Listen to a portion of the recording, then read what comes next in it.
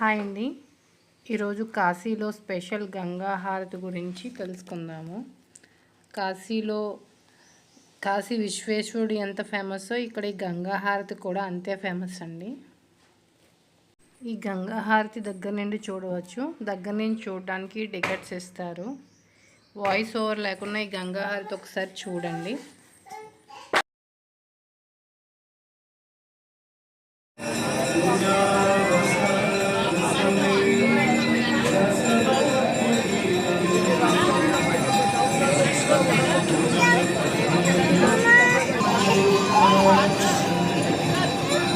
ఈ గంగా హారతి అనేది 1 అవర్ ఉంటుంది. మనం బోట్లో కూడా ఈ గంగా హారతిని చూడవచ్చు.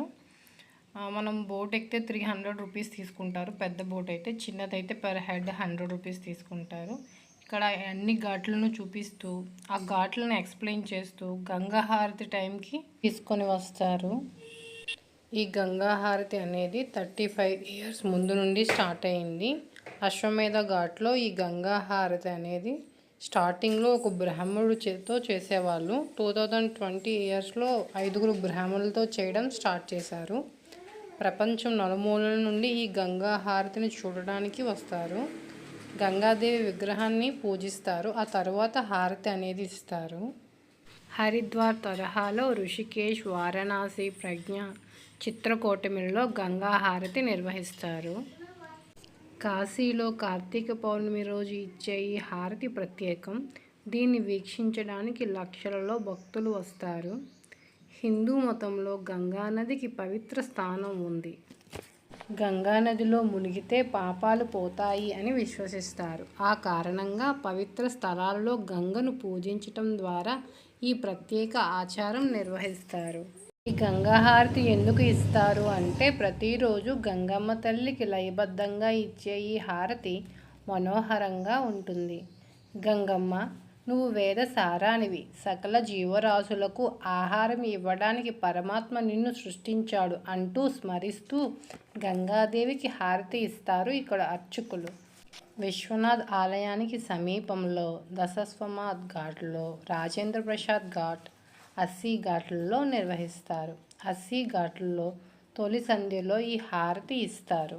సమేత్ రాజేంద్ర ప్రసాద్ ఘాట్లలో సూర్య అస్తమయం సమయం తర్వాత ఈ హారతిని నిర్వహిస్తారు.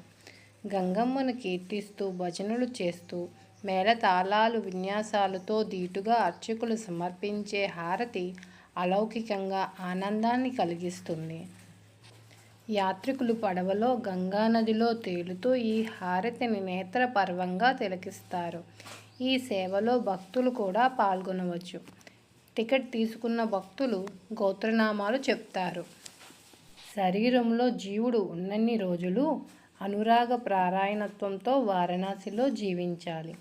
సంకల్పపూర్వకంగా మణికర్ణికా ఘాట్లో స్నానం చేయాలి. కాశీ విశ్వేశ్వరుని గంగా అక్షింతలతో, ఫలపత్ర పుష్పాలతో పూజించాలి. ఆత్మధర్మాలు అయిన సమధమాదులలో, తనకు విహితాలు అయిన వర్ణ ధర్మాలలో, ఆశ్రమ ధర్మాలలో దోషం దొరలకుండా జాగ్రత్తగా నడుచుకోవాలి.